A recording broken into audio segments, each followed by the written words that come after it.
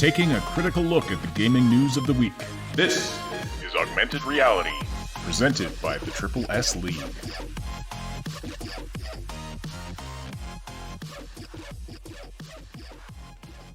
Hello, everybody, and welcome to the Augmented Reality Podcast. For March 14th, 2020, it is Pi Day, and this is also the Saturday edition of the show. My name is Ash, and I'm here, as always, with Simon. This is your source for news, leaks, and insights about games and the gaming industry. Lots to talk about today.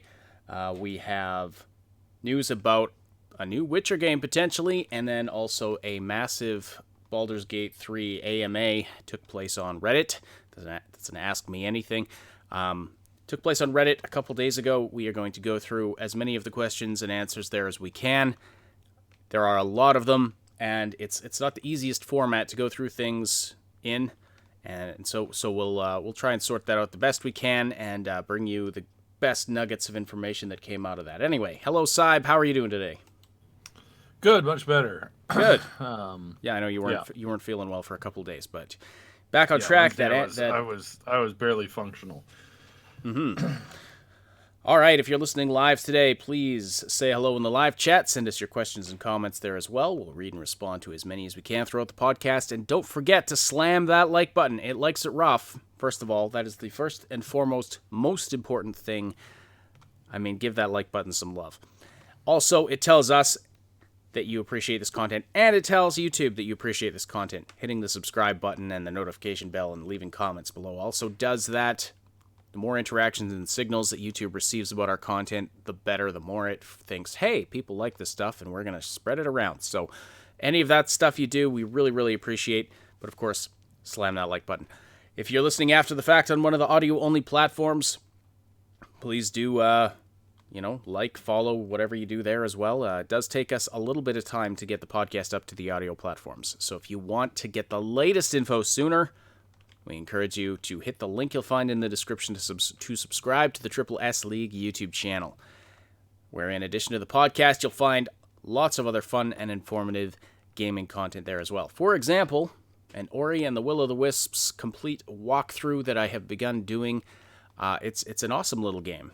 I didn't even realize it was out yet, and that, until somebody on our Discord pointed it out that it was out. Shout out to our Discord server, by the way. Join there for tons of fun conversations. You'll find the link in the description below. Thoroughly enjoying it thus far, and there's going to be a complete walkthrough coming for that. First couple videos are already out. Okay. Hello to everybody who's already busy in the live chat. I would love to say hi to you all individually, but we've got to get into the info for today. So let's talk about The Witcher. So as we have talked about before, there's been some legal, I don't want to say trouble, but some legal stuff going on between CD Projekt Red and the author of the Witcher book series. Mm-hmm. That's apparently been sorted out. All of the royalties have been, whatever the issue surrounded royalties. There's some laws in Poland that, if you license a product, or if you license an IP and it does better than expected, then you owe the original creator more money, that kind of thing. That's all been sorted out now. And it's looking like there may be another Witcher game in the works.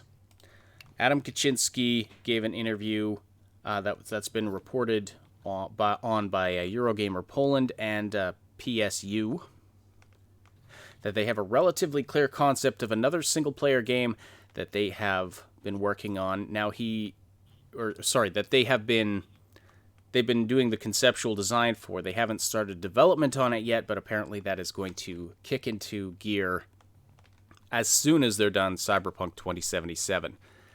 Now, he didn't specifically say that it is a Witcher game in this particular instance, but he did reiterate that they have two worlds that they're creating games in, and all of their planned games are either Witcher or Cyberpunk.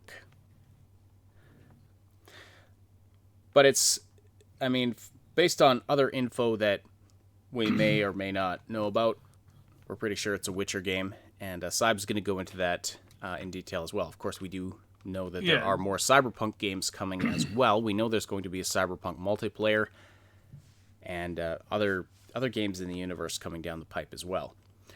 So now Kaczynski, as I said, he didn't specifically say that it's... Oh, one thing he did reiterate, though, is it's not Witcher 4, because he's already said there is no Witcher 4 coming. Yeah, there are more games coming in the Witcher universe, but it's not going to be a direct sequel to The Witcher 3, for example. It's going to be another game set within the Witcher universe. Anyway, it's not going to have the same. It's not going to be a story directly about Geralt.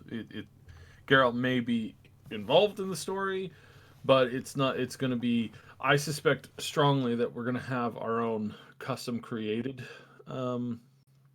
Witcher, and or it'll follow Ciri, or there'll be a multitude of protagonists that you end up playing, and the game will actually like move between them as you progress through the game. That's entirely possible too. There's a whole bunch of different things there that have been quite clear in coming for a long time. Now the general information that they're working on this. This has been out for a while now. Like he came out and said a lot of this stuff quite a while ago, and that's been confirmed for ages now. It's been several months. It was fall, I guess, last year when it leaked that they were working on another game. Not leaked. It was just part of his conversation, but it was that he confirmed that they're working on essentially what is, quote unquote, Witcher 4, even though it's not Witcher 4, it's just a new Witcher game. And that it's been in pre-production, which is what we had been hearing about for quite some time now. And that they've been preparing and laying the way for this. Now, there's a couple of things that we have to point out here. Number one, they were not working on this in earnest. And they probably didn't have more than a few people on it. And this is really important to note here, because if they had been, and I brought this up a couple of other times, if they had really been working heavily on it, scripting, voice acting, that kind of stuff, these are things that you actually do quite early on, is like you start writing out the script for it, and you start recruiting voice actors and stuff like that, because for some of these bigger games now, for some of these major projects, you're looking at a year to 2 years at the very least just to get the audio work done. The guy from there was the main voice behind Red Dead 2 was essentially working for them for like 2.5 years, like straight. Like he that was his daily job for 2.5 years. He did some other projects here and there, but that was his like main gig. And that's huge, right? If they were at that level of production, this would have run them into problems due to the whole lawsuit thing. So I suspect heavily that during the lawsuit process, because there's this thing called discovery, that they never had a board meeting where there's like, hey, we're working on The Witcher 4. I'm pretty sure that never really happened.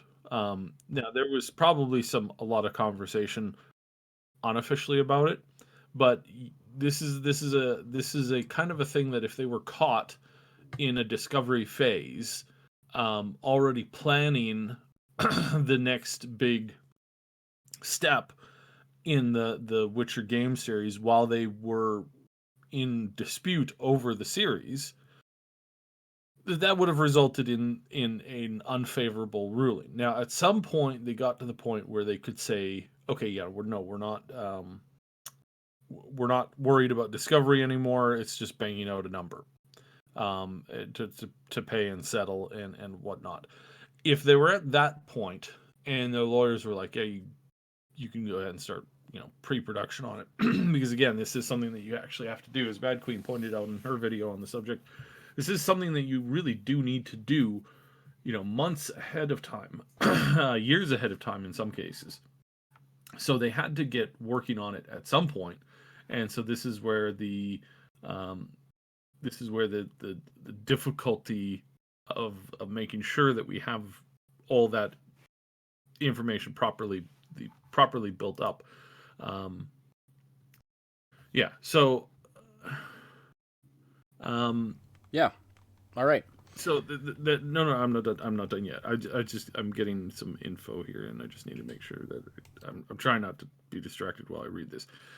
Hey, there's a little update that we're going to do about Cyberpunk. Yeah, so that's kind of the preset. Now, so how much work have they done, and how much work have they put into this? Just basically pre-production, pre-planning, writing phase. Probably had a writer on it, and one day they probably had somebody come into the office where the two heads of the company were like, okay, so you know that project that you were working on? Yeah, the next Witcher game. Yeah, we want you to keep working on what you've been working on. Just don't refer to it as that until this whole lawsuit thing is done. So we're not going to get you to send us weekly or daily updates. Just keep working on that project. That is definitely not The Witcher 4. And then they were like, okay, so this is definitely not The Witcher 4. Yeah, that's definitely not The Witcher 4. Okay. All right, cool. All right, cool. So that's kind of how that went down. But now we know that for sure, as soon as they got, and this was months ago, because the lawsuit was settled essentially.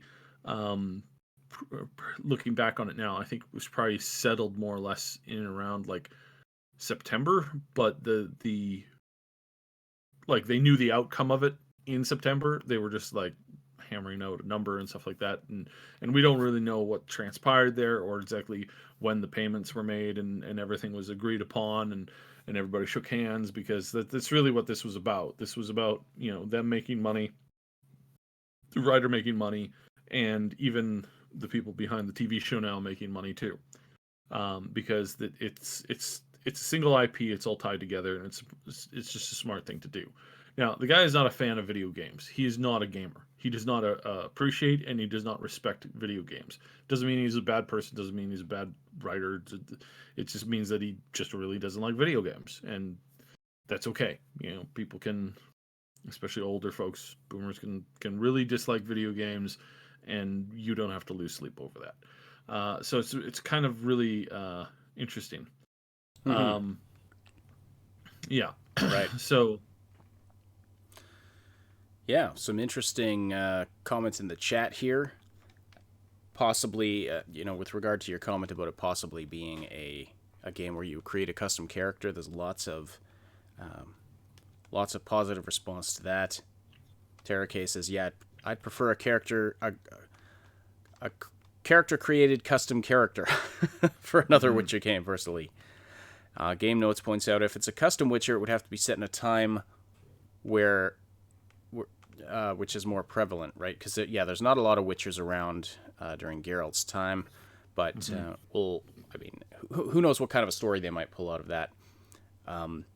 It could be like, oh, you're a lone Witcher sort of striking out on their own. There's a number of different directions you could go with that, but yeah, there's a lot of directions that they could go with that.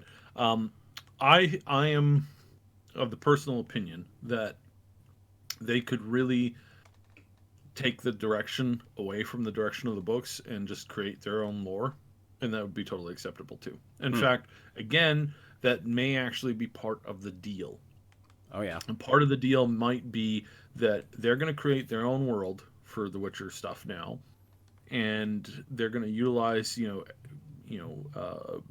B, C, GF, T, R, O, X, Y, maybe Z from story elements of the main series, and that they're allowed to do that, while the movie is gonna, or the TV show is gonna stick to just what's covered in the books, and the writer isn't gonna, like, there was probably a long discussion on this, because they bought those rights lock, stock, and barrel, and he just kind of like sold them that way, as far as like the video game goes, and so yeah, it's messy, it's weird, it's really, really not straightforward because of everything that's been happening and because of everything that they've done.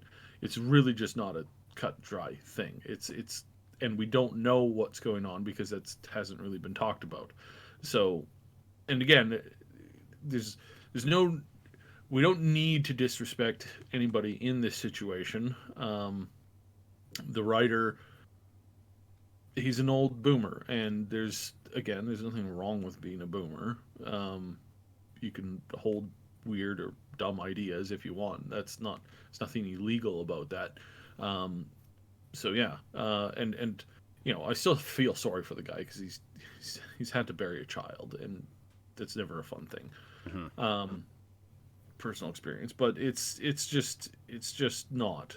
So I never ever want to come across as I'm disrespecting him as a creator, because I'm not. I think he's silly for disliking video games, but again, you know, like half my extended family dislikes video games on the boomer side of things, so that's not exactly shocking. Yeah, so Hmm. as far as the company goes, though, I have there's just something that's been gnawing at me that I don't think these are the only projects that we're seeing. I really don't think, and I can't. There's nothing particular that I can give as far as like evidence goes from this. Certainly not going to include like private conversations, but just like it just doesn't fit right somehow to me, looking at the number of employees that they have, the number of studios that they have, number of locations that they have, the number of skills that they've recruited for.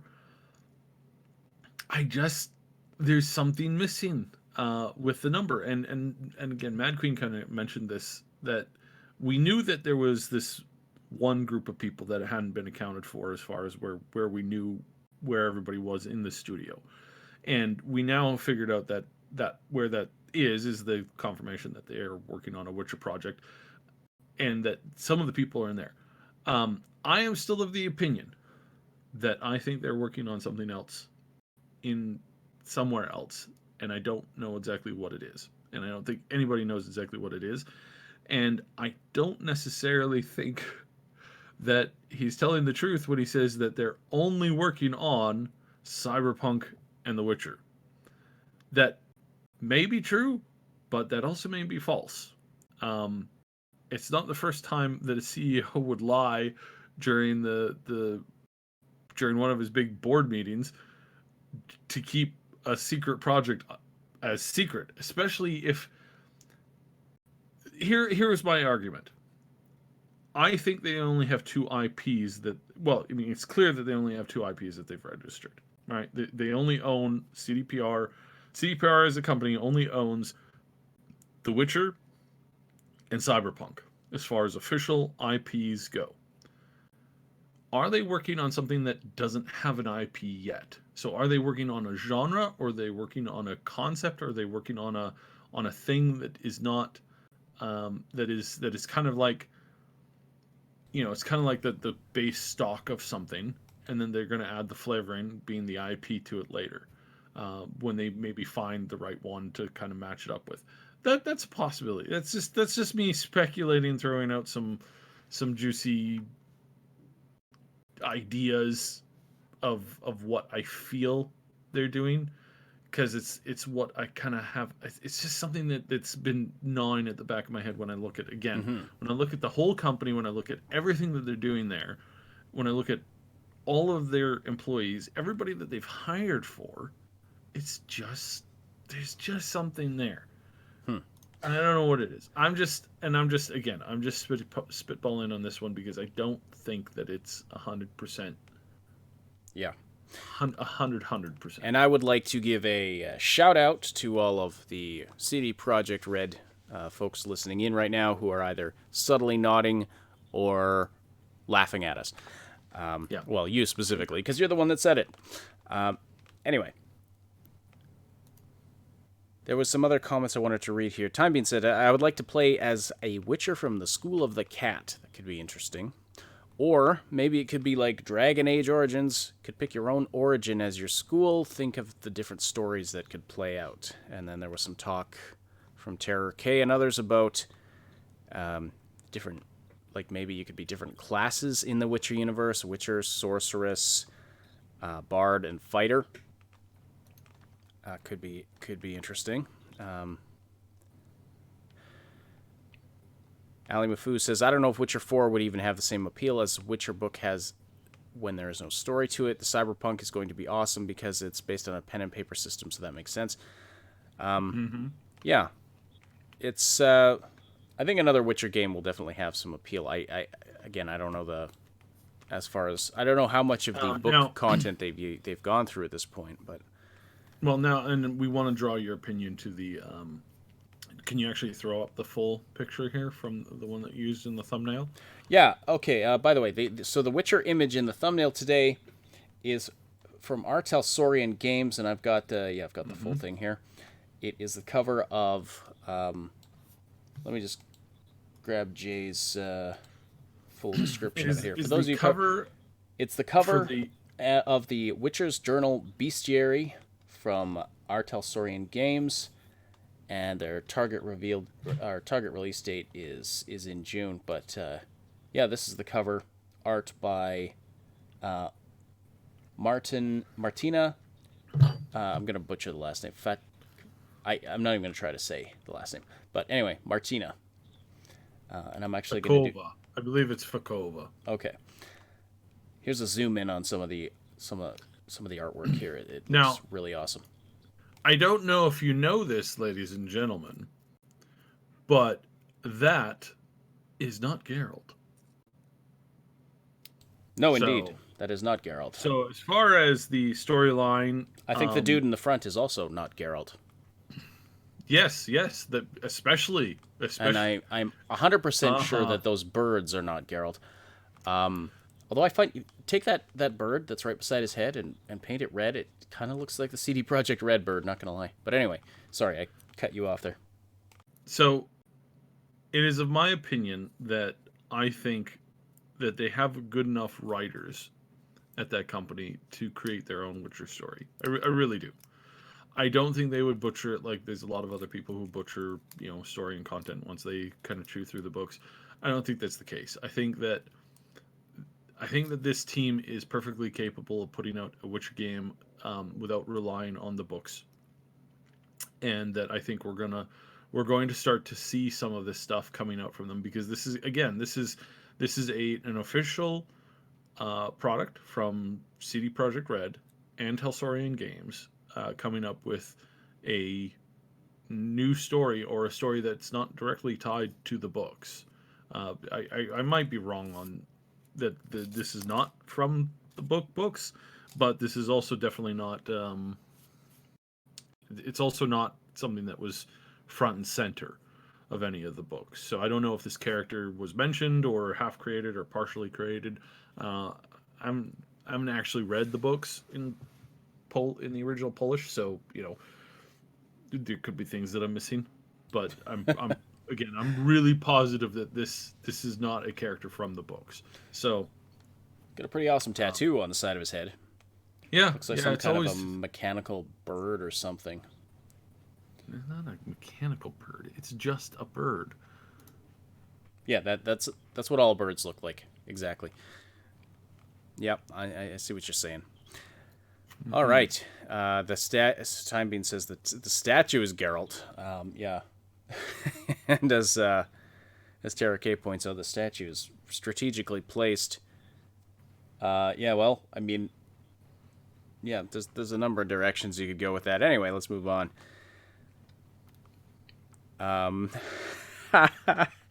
Okay, I gotta read this from Notional. Reading Polish is easy, though. Just get drunk and act like vowels don't exist.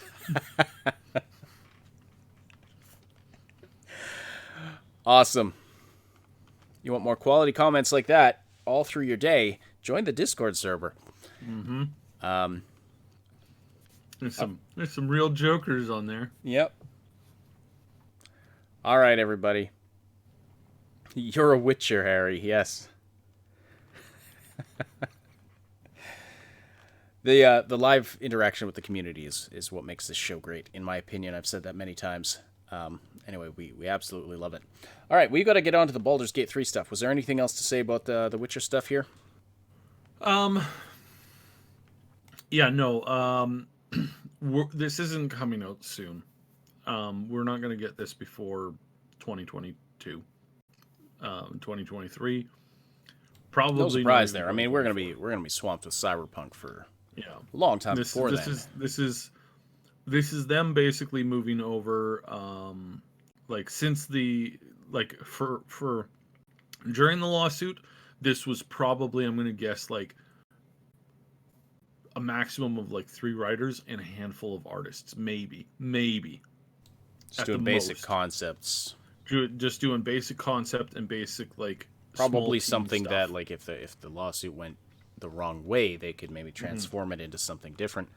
Yeah. But yeah. So, Game Notes is asking, what about the mobile game? We do know that they do have a mobile wing at their studio. That they have recruited a lot of people for this. We don't exactly know where that currently stands. We know that Gwent didn't really fly the way that they were wanting it to. It's had a really struggled run. It's starting to get better. It's starting to develop its own audience. But their concept for a mobile game may or may not be tweaked or adjusted as needed. But they have hired for a lot of people. They've hired a lot of people that skills are based in just mobile stuff. So are they working on something still in that regard goes? I'm pretty positive that they are. We just don't know 100% what that actually currently entails. So, yeah. All right, everybody. Today is Pi Day, the holiest day of the mathematical calendar, and that's of course named for the fact that we are March 14th. So 314, the first 3 digits of pi. And if you want to get really tactical, 1:59 a.m. would have been like pi minute or something. 1:59 a.m. and 26 seconds would have been like pi second. There's also a particular location on the planet where a portal opens up every Pi Day. There's a particular spot where the portal opens up, and if you happen to be in that area, there's another world. You probably don't want to because it just spews math homework at you. But Yeah. anyway, this being our 212th episode of the Augmented Reality podcast, I'm going to recite pi to 212 digits to celebrate Pi Day here. So here goes. 3.141592653589792. How many of you thought I was actually going to go through all 212 digits of pi? I'm not going to do that. I respect y'all too much, and I'm not insane. All right. Baldur's Gate 3. Almost said Borderlands 3. That would have been a classic screw-up of epic proportions, because that is not the game we're talking about. Now Time Bean is saying I didn't commit. Well, it's not good listening material. Boo, you promised. Tara K thought I was going to. Okay. I love you all. Maybe I'll, if you want a special video with me reciting pi to 212 digits, I could provide that for you. All right. So on to Baldur's Gate 3. So Sven Vinke and a couple others from Larian Studios did a massive AMA on Reddit about Baldur's Gate 3 a couple of days ago. It was submitted on March 12th, so that was a couple days ago, depending on where you are in the world. And a ton of questions were asked. A ton of questions were answered. They were absolute mad lads answering questions like crazy. So we're going to go through a bunch of these, and a lot of them were asked in batches, and so that makes things a little bit easier.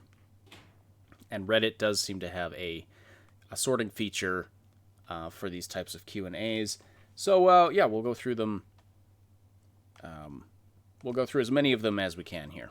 So, the first batch of questions was asked from Somebody compiled questions from the R Baldur's Gate subreddit, and so there's a bunch of them here. These are probably some of the best questions we're going to get right off the bat. First one, reactions are a really important part of D&D 5e. A lot of classes have features that revolve around them. There are a ton of really important spells that are reactions. Are you making changes to the 5e reaction rules, and if so, how are you implementing these crucial features and spells? And Sven answers, while it's not going to be in EA immediately, I don't know, what does he mean by EA there? It's not going Early to be... access. Okay. The features and mechanics that allow a character to perform an action as a reaction will trigger automatically. The players will be able to control which reactions they want to enable in anticipation of enemy actions, e.g. a wizard would disable their attack of opportunity, but enable their shield spell, which would be cast automatically whenever the wizard is targeted by an attack or magic missile spell. Very interesting. So there's going to be a lot of micromanaging that you can do on that level to... to have these reactions ready if an enemy attacks in a certain way. By the way, I'm going to get to the Cyberpunk stuff. I'm going to mention that here once we kind of get through this, because this is something that's coming in hot and fresh, literally right now. I had some people just literally just reach out while we were starting the podcast going, hey, got some juicy info. So it's like, oh, great, perfect. Now I have to try and carefully go through that while we're talking on about a different subject. So just if I seem distracted, this is why. Apparently, though, well, I mean, this is not apparently. This is potentially. This is gonna be really big in the next 2 days here. So. Definitely. I can't promise anything, but between today and the community podcast, keep your ears open and definitely tune into the community podcast for Cyberpunk 2077, because this might be we might have a big expose on this. If not, then there'll be. It seems that our dry spell of information on content revolving Cyberpunk is starting to apparently run its course. And I did mention this a couple of weeks ago, how they were probably just waiting to get through the dry February, and that we would get something around mid March. So that appears to be 100% on target as normal. So yeah, okay. Yeah, sorry for butting in there with that, but okay. So those questions about the degree of freedom and, the freedom that we're going to have in Baldur's Gate 3 is going to be as extensive as they can give us. If it's something that both in the multiplayer campaign and in the small, campaign when it comes to and the much deeper multiplayer system that they're wanting to create, they want to give players the access to do everything. Let me just add this a little bit here. So the game as it releases, without any of the expansions, without any of the stuff, the game is only going to cover levels 1 through 10. It is not going to cover later, end game. It's not going to cover, really a lot. They're setting the groundwork for it, so there's going to be mods and there's going to be player-made content that can probably stretch you up to 20 or 30.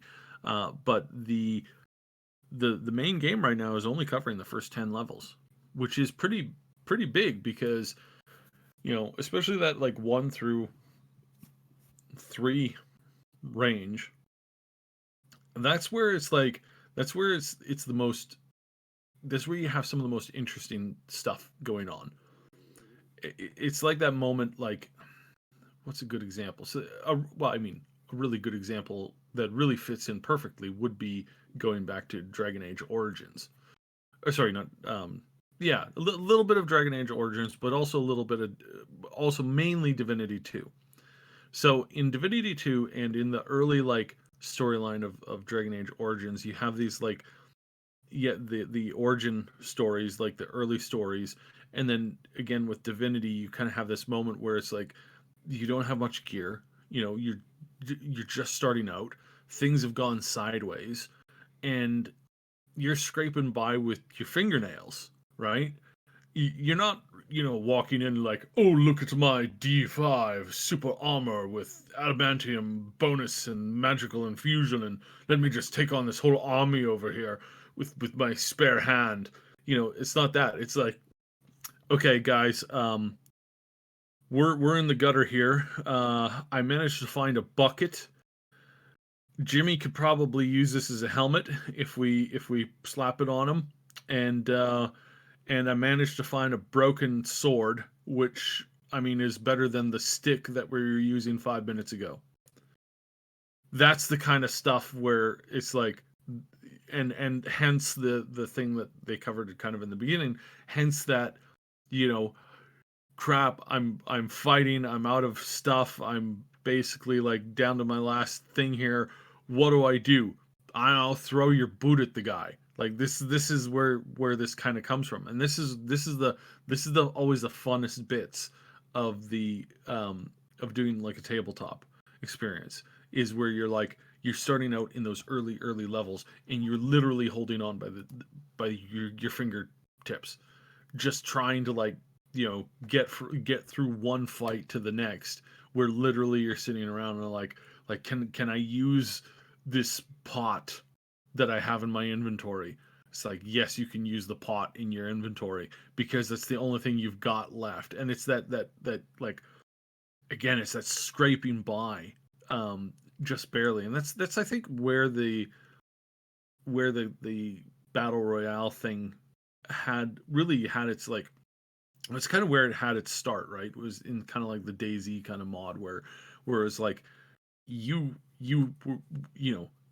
had a 5 rounds for a 9 mil, but you didn't have a 9 mil. You had a 45, and you had one bullet, and then you had a shovel and some like some water and maybe some uncooked eggs. It's like, what do you do with that? Like, what do you like? How do you survive with that for the next like encounter that you end up having? And so this is again where I really think the story, I really think the concept in general has room to really grow and really build this up, um, because this low level stuff is kind of, again, where you have some of those like really fun moments. Now, of course, they're building the multiplayer, so just bear that in mind when they're answering a lot of these questions. A lot of these questions, if you have it in mind, there's one where they talk about like the area that they're covering, and how much like exploration you can do. Like, yes, that's what they have. Their answer was really about the single player, but I was thinking about it in concept of like the multiplayer. They're going to give us a mapping tool, really early on. If like some people were like, oh man, why can't I go see Neverwinter? It's like, you don't understand. We're going to be able to build Neverwinter as a community. And I mean, there's some really good mods out there for which we kind of covered when we were doing the go through on this. The modding for Divinity is really good, but it still wasn't like it wasn't as perfect or as big as it could have been, but it's still huge. And now I think we're looking at getting like the full force of, like, if they do this right, we're gonna have the full force of basically like the Skyrim modding community, plus more, and then that is gonna be able to translate over to the stuff. So is there going to be somebody who's going to painstakingly go through it and recreate all of Neverwinter? Probably. I would imagine that there's already people planning for this. So the depth and scope of it, when they're talking about the single player, that's the single player.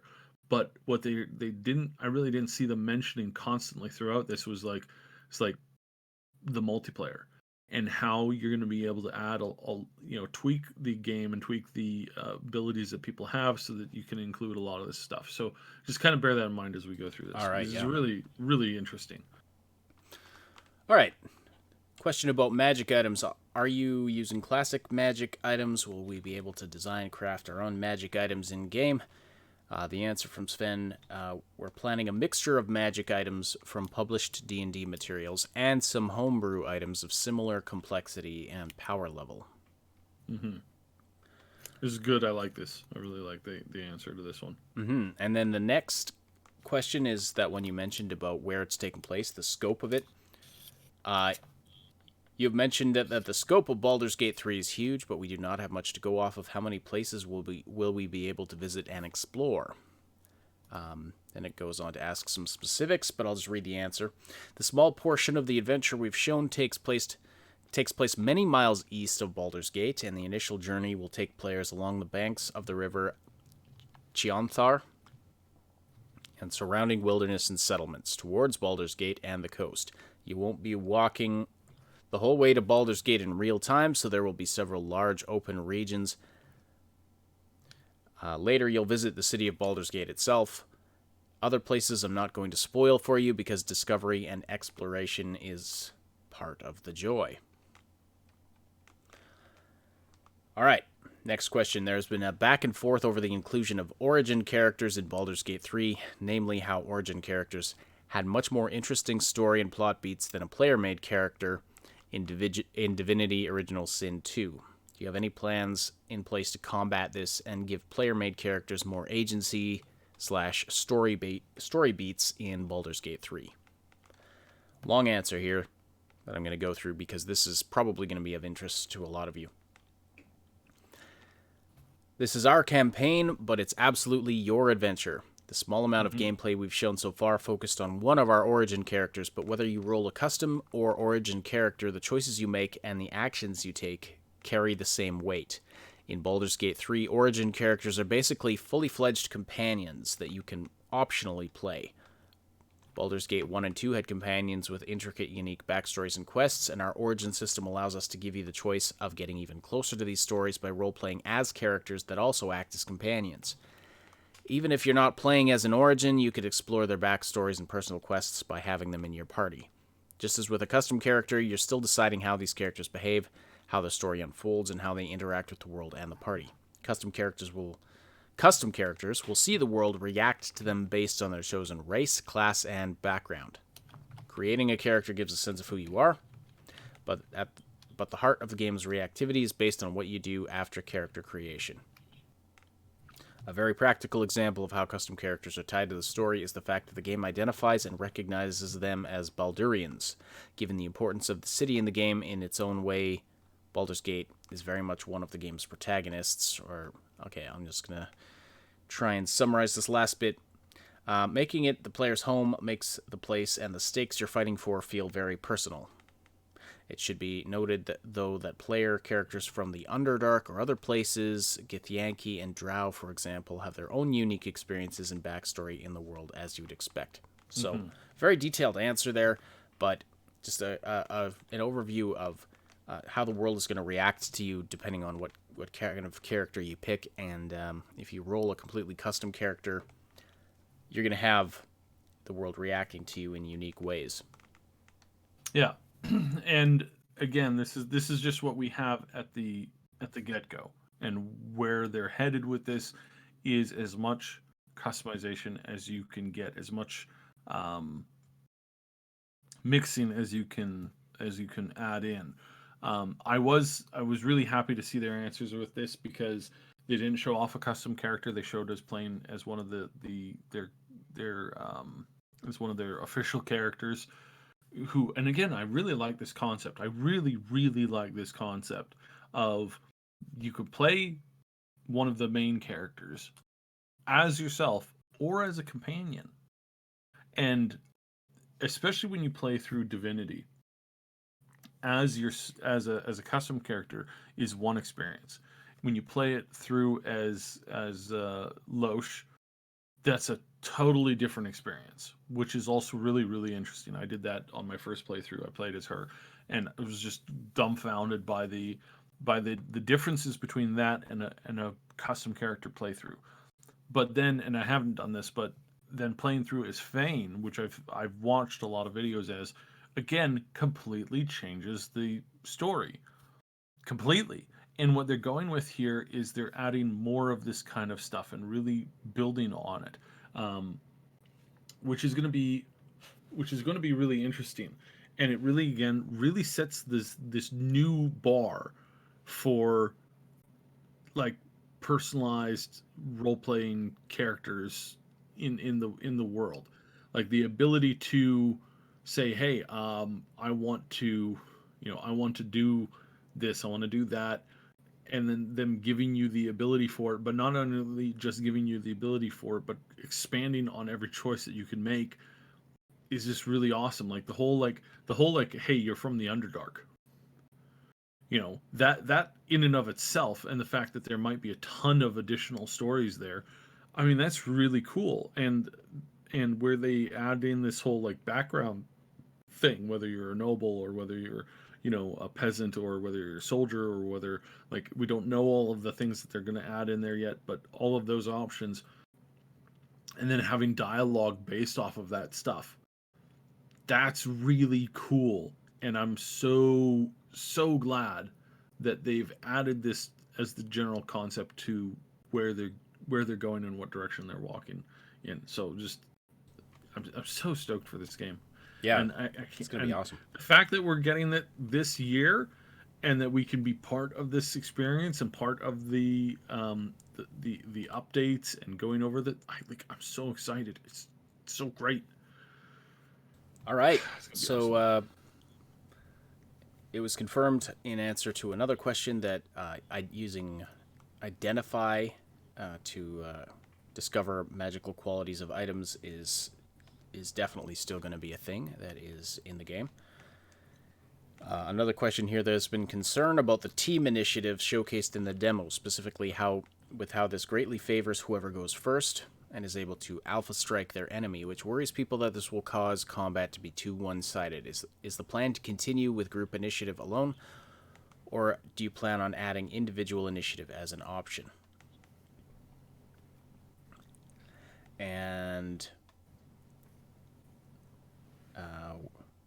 at least for single player. Sorry, that was the end of that question. And then, in answer to this, one of the big themes of Baldur's Gate 3 is the focus on party over individuals. As we were trying to encourage more cooperation between party members in combat, we had the idea to let them share their turn for total tactical coherence. Additionally, it provides a more comfortable co-op experience. We chose this way because we want to explore the mechanical sub-theme of allowing the entire party to benefit from each member's personal excellence in some area. The same way an eloquent bard can lead their entire party through a tough dialogue check, a swift rogue should be able to give their party the best shot at going first in combat. On top of that, this way of resolving team initiative opens the way for the player to scout out the enemy with the top initiative and neutralize them before entering the combat. However, all of that said, it is still something we are working on and experimenting with. If we find it doesn't work as well as we hope, we'll tinker with it. It's one of the things we'll figure out during early access.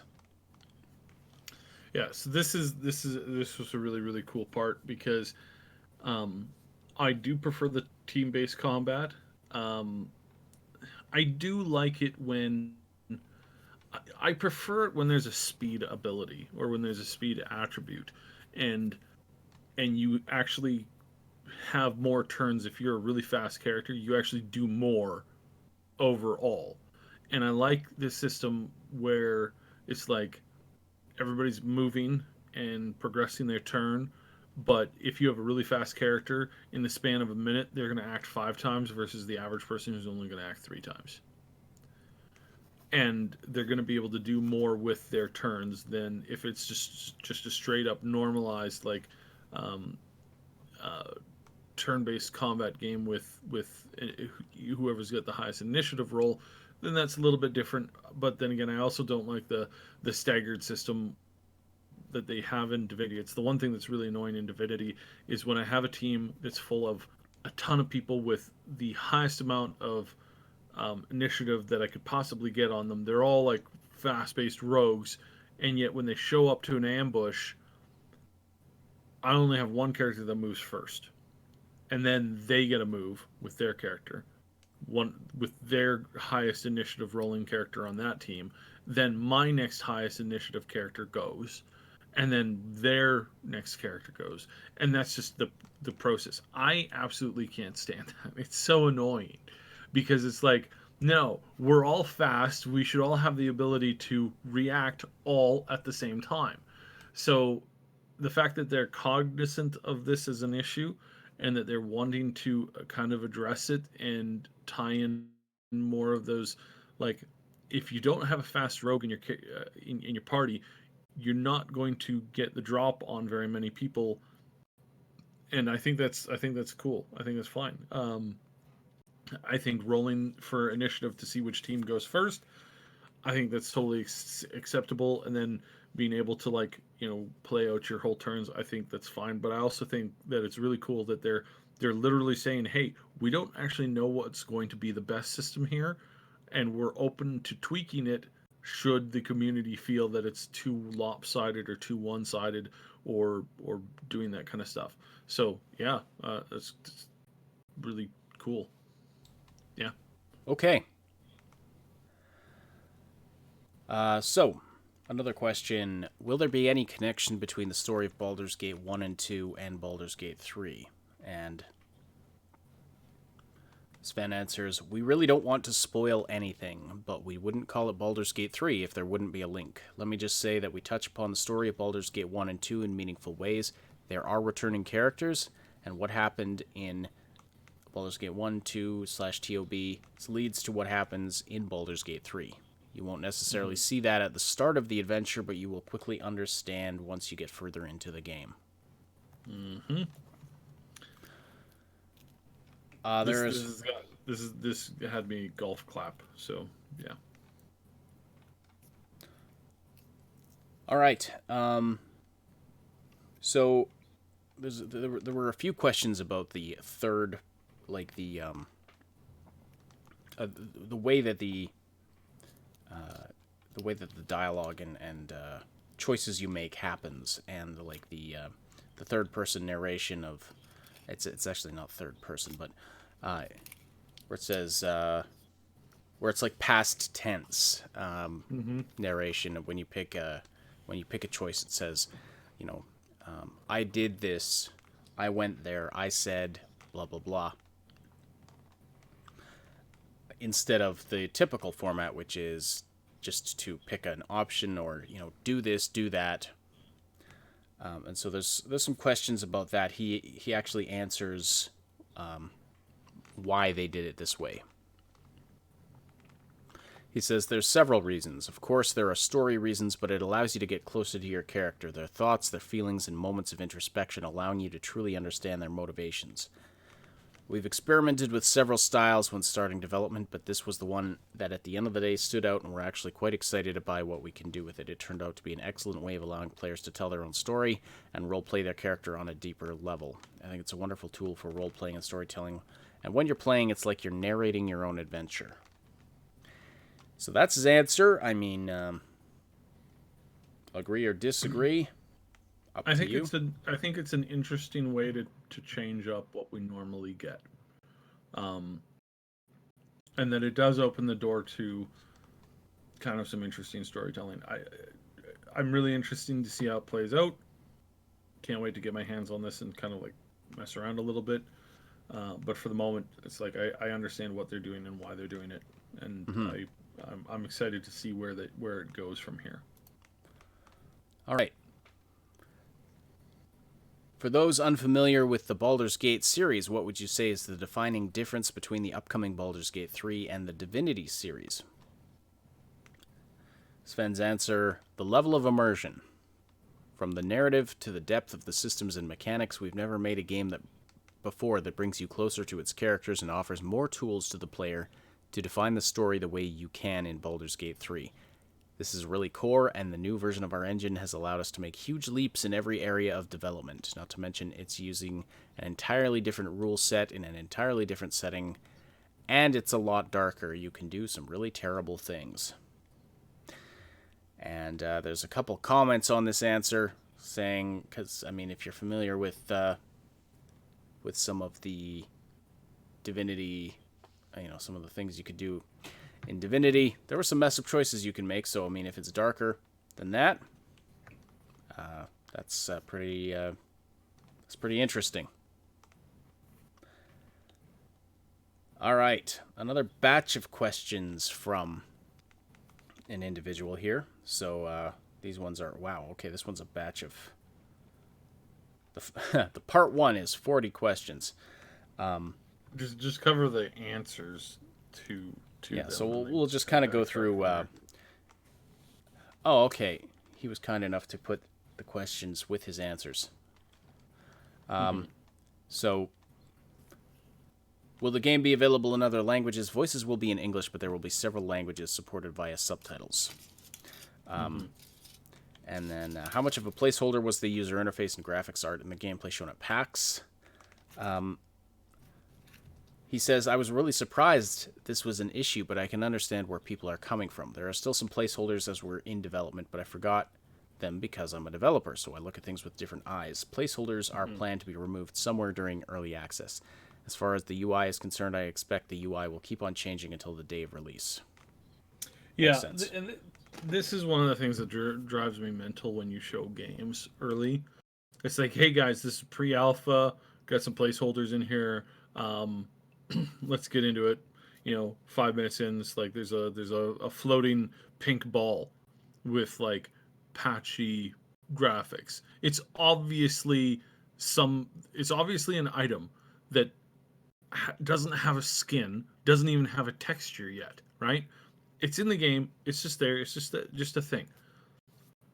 I have been at reveals where this has been like in the game, or somebody's gotten their hands on this. Worse yet, I remember going to one E3 many, many, many years ago, where a dude saw this, and right away we knew that he wasn't some marketing agent from some marketing company that what his thing said on his shirt. He was just a guy who invented a company and BS'd his way into the convention. Because he sat there and said, excuse me, what is this object in the game?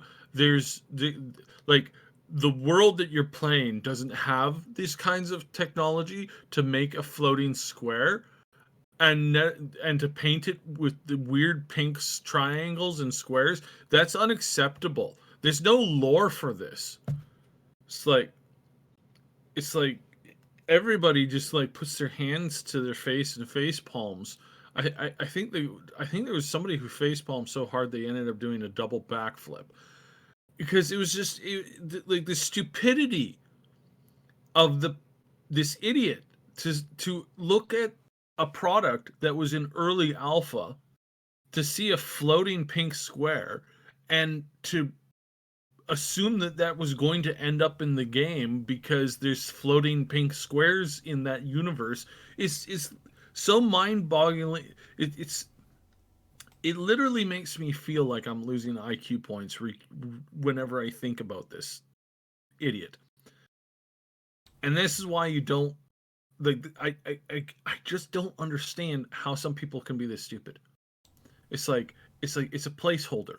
It's not, the game's not finished yet. That's why it's called an alpha. And unlike and I understand where some of the confusion comes from when you have games, companies like EA and Activision that throw out absolute garbage that's so not even close to completion, and they're charging you full price. I understand now, like, how some people can make that confusion. But again, it's like this isn't EA. This is a company that actually is going to great extents to kind of do this. And for crying out loud, like, really,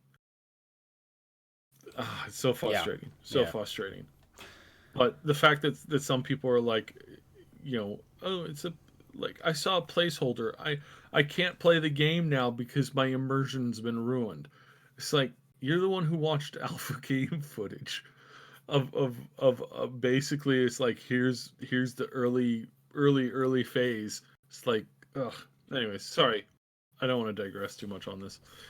Yeah, okay. Well, questions about, will there be more liches? Will there be epic dragon encounters? And in response, he says, "We like liches and we like dragons." Those are his answers. Yeah, that's one thing with Larian Studios. They really like the undead. Like they really, really like the undead. I think every one of their games has had a major undead character in it for as long. Like you guys in the chat here, just before the show started, you guys were talking about um, Dragon Commander. Uh, yeah, that game had so many undead in it. Like, oh, good lord, so many. And I mean, Divinity is just covered with them too. Like, I mean, Divinity 2, you can play an entire like undead team if you wanted. Like this so it's so crazy. It's like why are they so enamored with this whole undead thing? But you know, whatever, it's fine.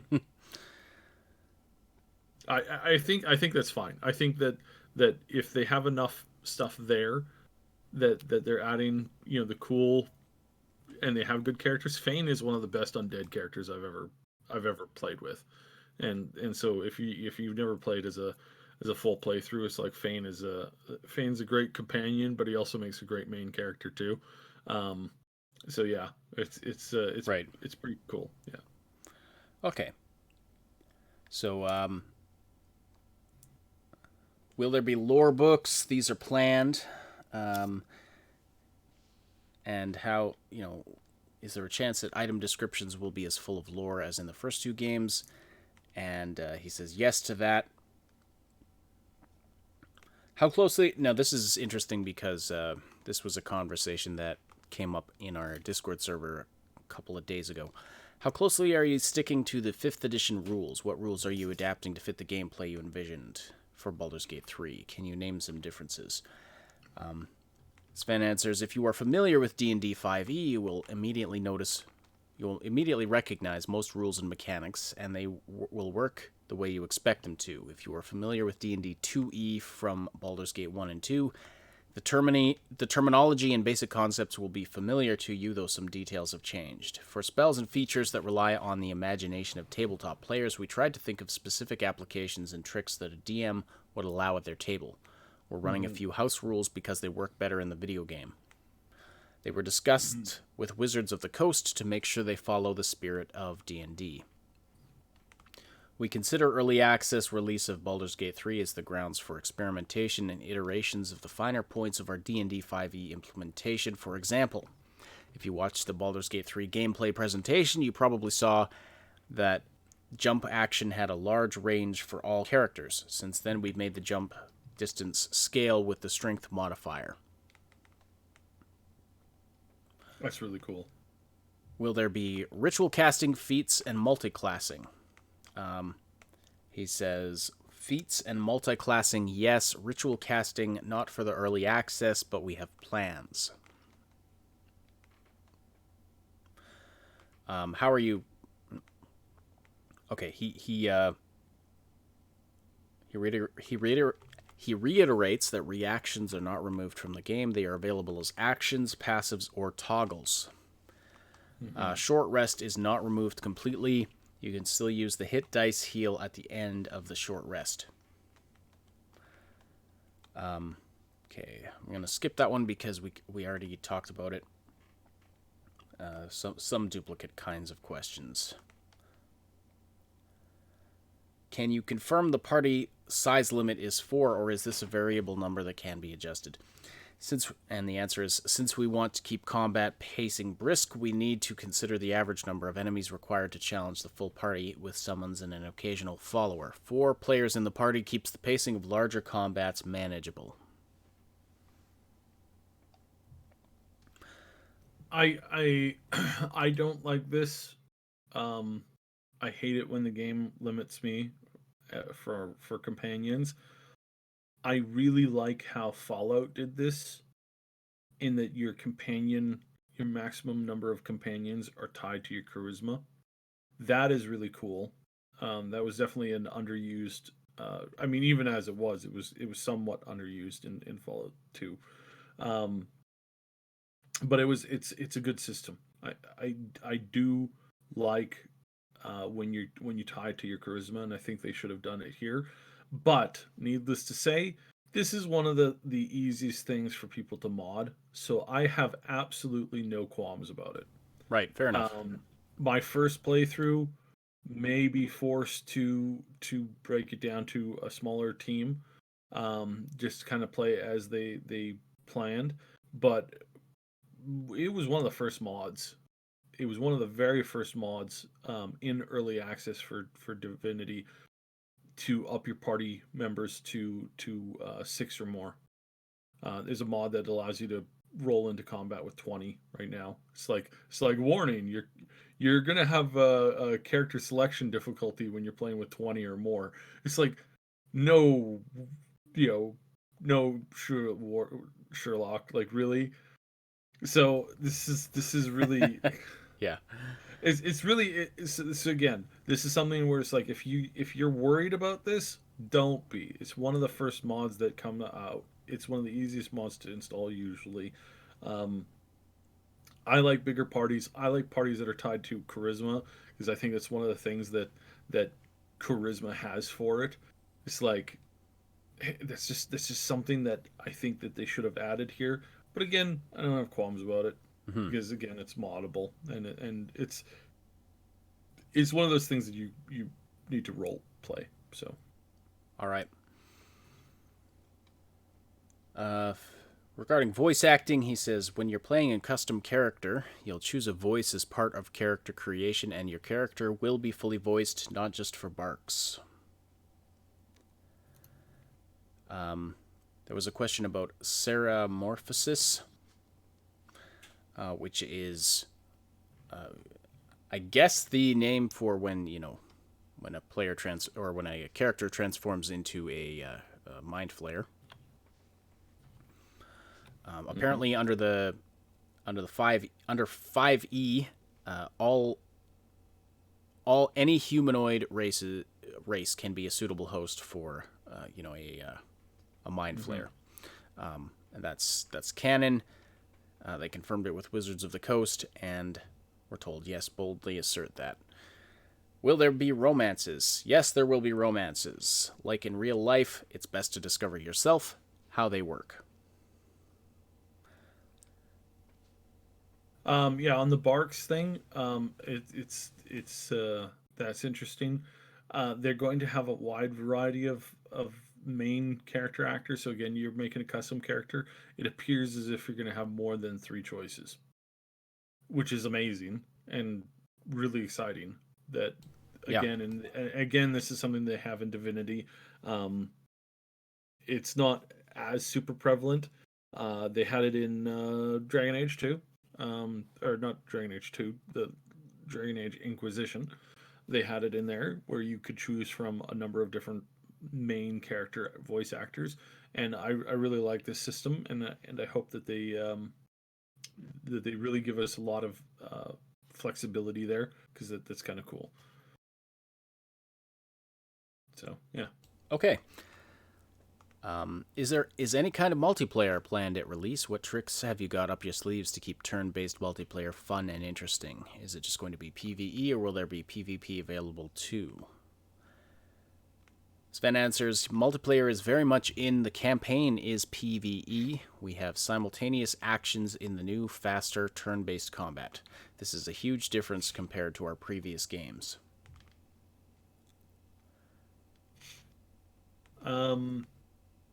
Again, I believe that there was, I, I'm pretty sure that there's going to be a way to do PvP in the multiplayer, um, as far as like them modding it in.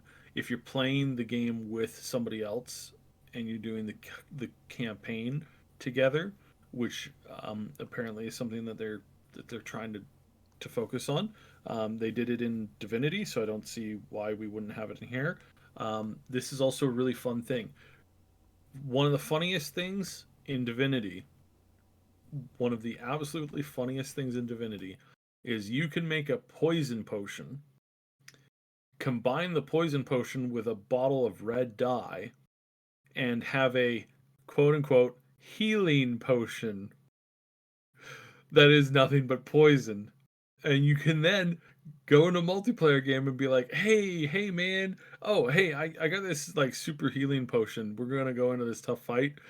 Hold on to the super healing potion and use it if you need to. You know, I crafted some for you. And they're like, sure thing. Middle of combat, they're like, okay, I'm gonna drink this healing potion. Blah, they die. It's like, it's like, what the world? And then everybody's laughing. Yeah, yeah. Don't worry about the PvP.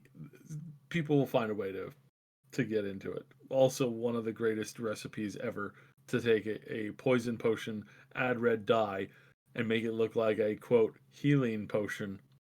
Mm-hmm. It's beautiful, beautiful. Yeah. All right.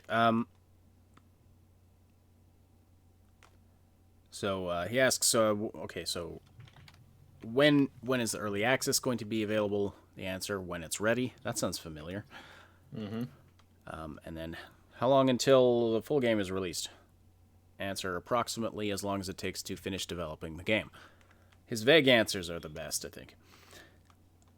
Are recruitable NPCs going to react to the choices that the player makes during the game? Will there be repercussions if you annoy a character too much? And will the recruitable characters get along, or is there a chance for fistfights to break out like in Baldur's Gate 1 or Baldur's Gate 2? The answer is yes, the party that slays together doesn't always stay together. One of our key themes is trust. There will be plenty of inter-party conflict. Mm-hmm.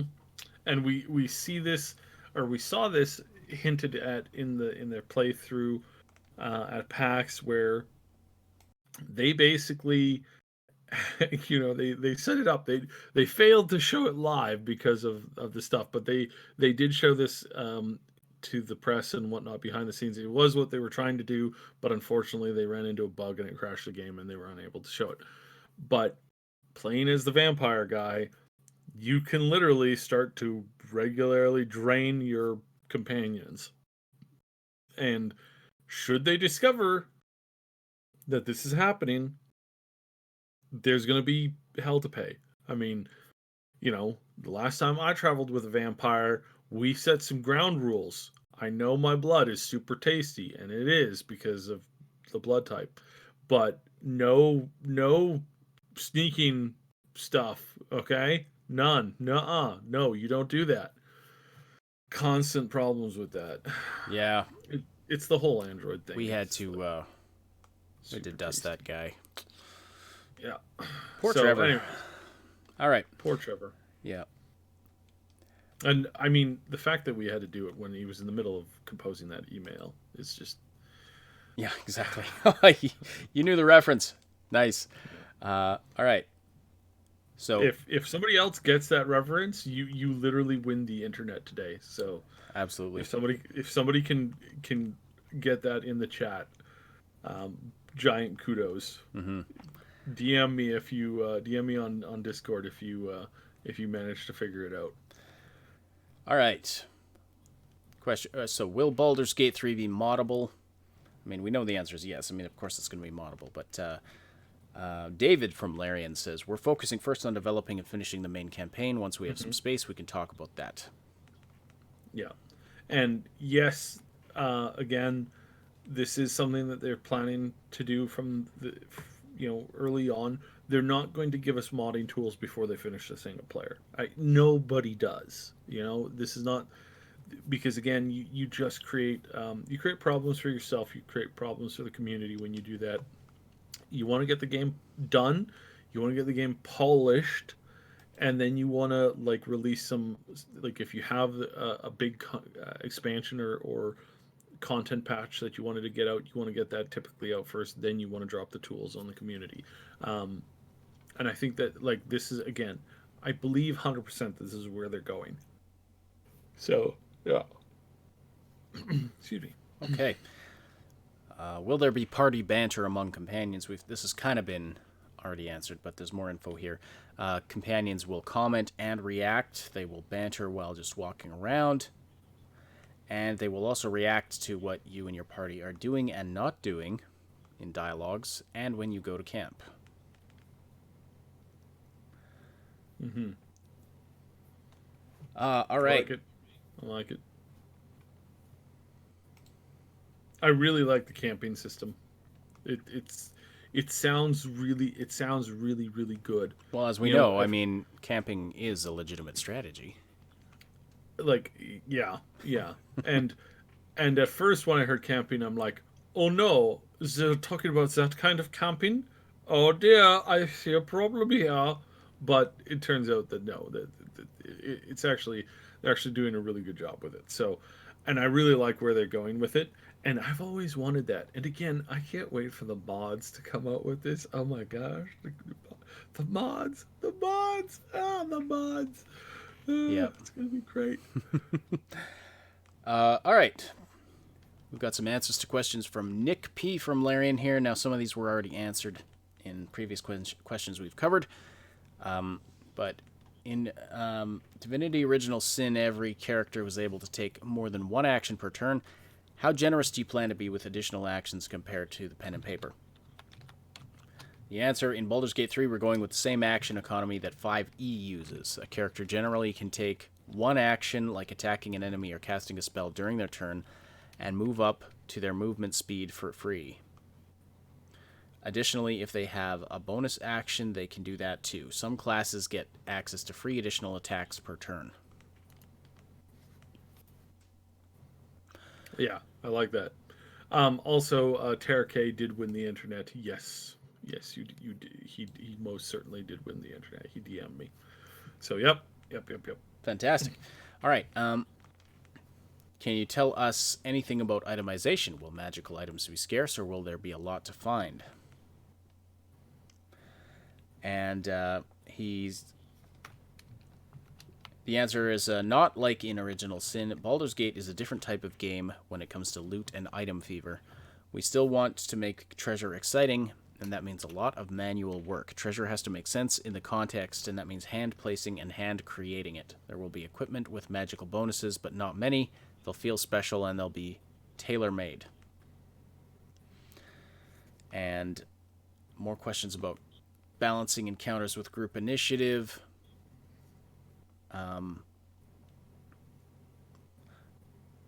So, a little more information than what we discussed earlier. He says, verticality and larger scale of combat arenas help us make sure that covering the entire enemy team with, area of effect is extremely rare. Rushing into the fray is a risky play because if your plan doesn't work out, you'll be exposed to enemy retaliation. Additionally, we're still experimenting with tweaks to the initiative system. Baldur's Gate 3 combat is much higher stakes than in Divinity Original Sin 2. Which is saying something because Divinity, literally was I've been playing through it recently and had a character go in on a fight, immediately got murdered. like like I teleported away from the team just a little too much. I thought they were in combat. I was a little tired. I didn't really notice that they weren't in combat. Quickly did the setup, and I'm like, all right, guys, let's go. Oh, they are not near the. Yeah, I'm dead. Okay, all right, good. All right, well, that's all right. Somebody got a resurrection scroll. Okay, yeah, this is gonna be fun. So Yep. yeah. Okay. How will the short rest, long rest systems work in the game for hit dice, spell slots, item enchantments, and the like? Or will there be a different system in place for it? And Nick P says, to take a long rest, the whole party needs to go to the camp and spend the night there. This will restore and reset any features normally tied to a long rest in 5e, and also give the party a moment to reflect on recent events. A lot happens at the camp. More on that later. For a short rest, we consider the peacetime between combat encounters as taking a short rest. Okay. More questions here. Can we create custom vampire spawn characters? Currently, no, says David from Larian. Will Warlock patrons have large narrative weight in the story? David says, just like Cleric Gods and Paladin Gods, the Warlock patron is a variable we know of and can react to. Currently, They introduced dialogue options and voice barks. More is possible, but not planned for the early access. Yeah, there is such a thing as too much as far as like what they're putting on their plate. Yep. Already, I am shocked. Um, they are not a massive team. They don't have more than 1,000 people working there. Um, I don't even think they have more than 700 people working there. And what they've been able to do so far is utterly astonishing, considering that Divinity wasn't even that. I mean, that wasn't even. I mean, that was out. That released in what 2017. So it's like, yeah, barely 3 years, barely 3 years of work, and not even full 3 years. And this is how far they've taken the game. It's absolutely stunning how much that work they've done on this and how good of a job that they've done on this. And yeah, they've more time to work on this kind of stuff. Right. It's coming. It's coming. This one's really funny. So somebody asked, can half drow grow beards like other half elves? And David from Larian replies, can you believe that none of us here at the table actually know?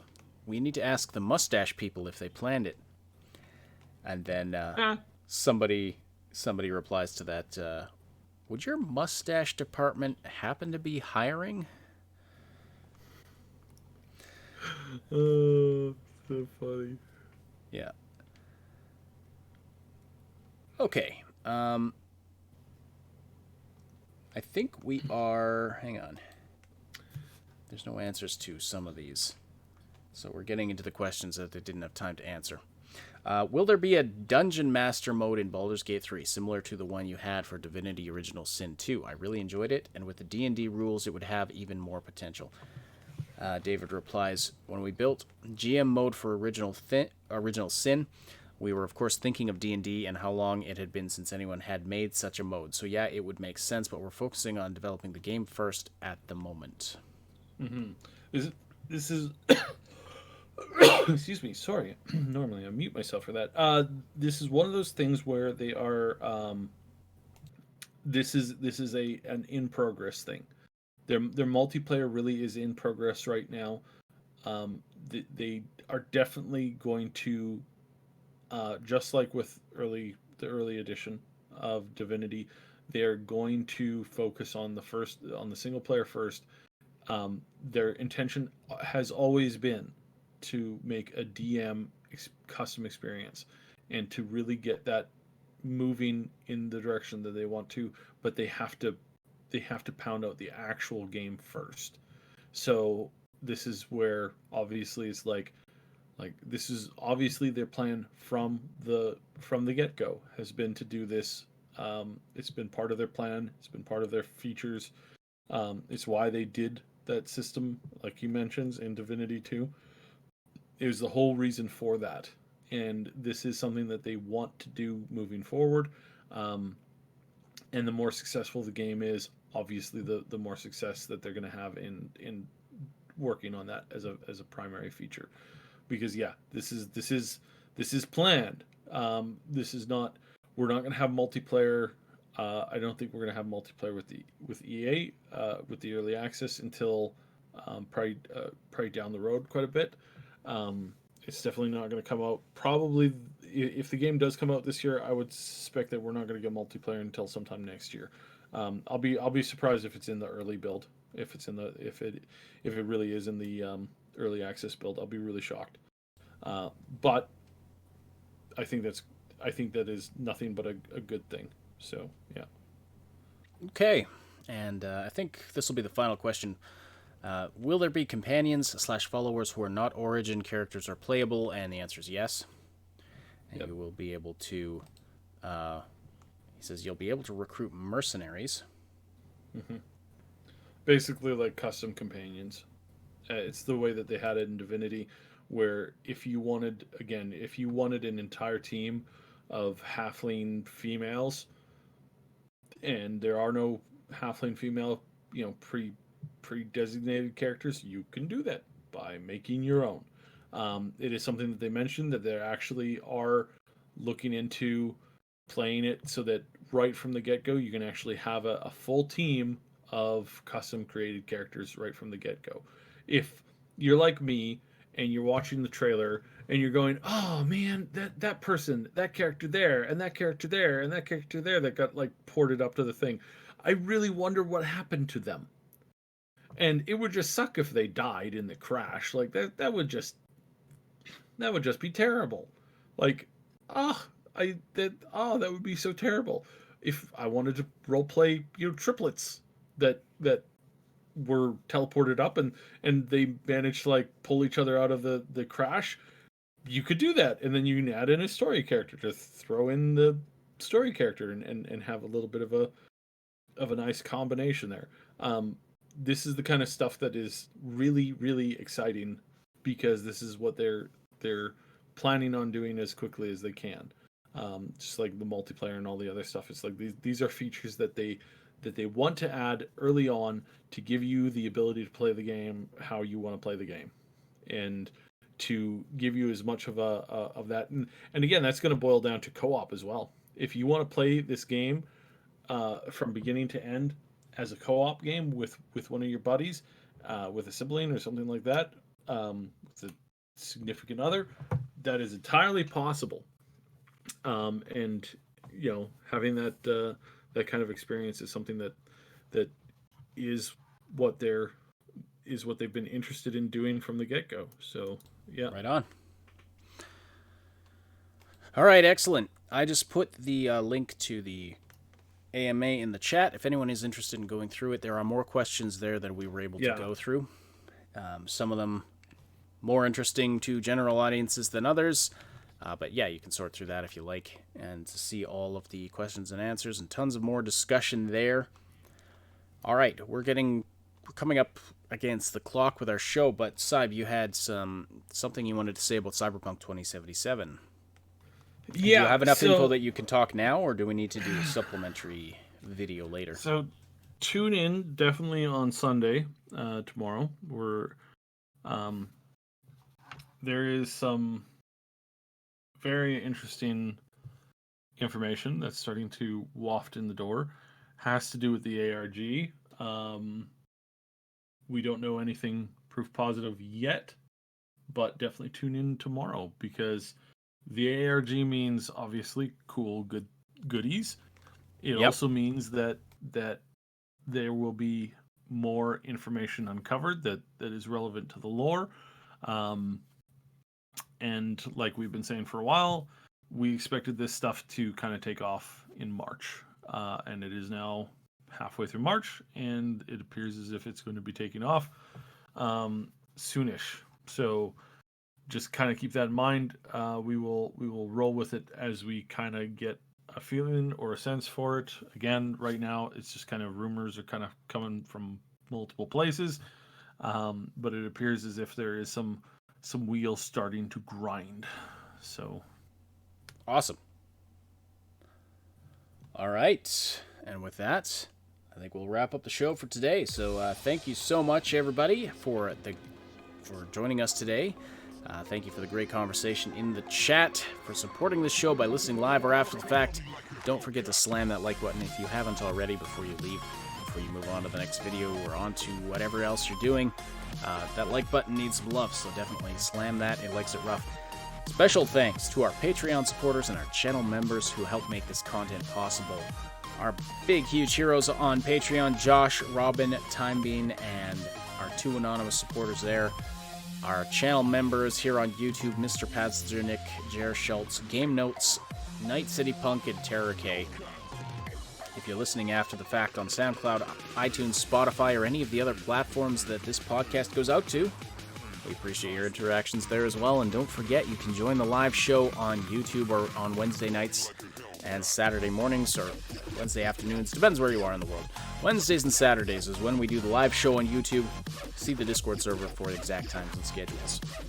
The Augmented Reality Podcast is a presentation of the Triple S League. Check out our YouTube channel for game guides, reviews, comedy, news updates, and tons more quality gaming content. On behalf of Cyb, my name is Ash.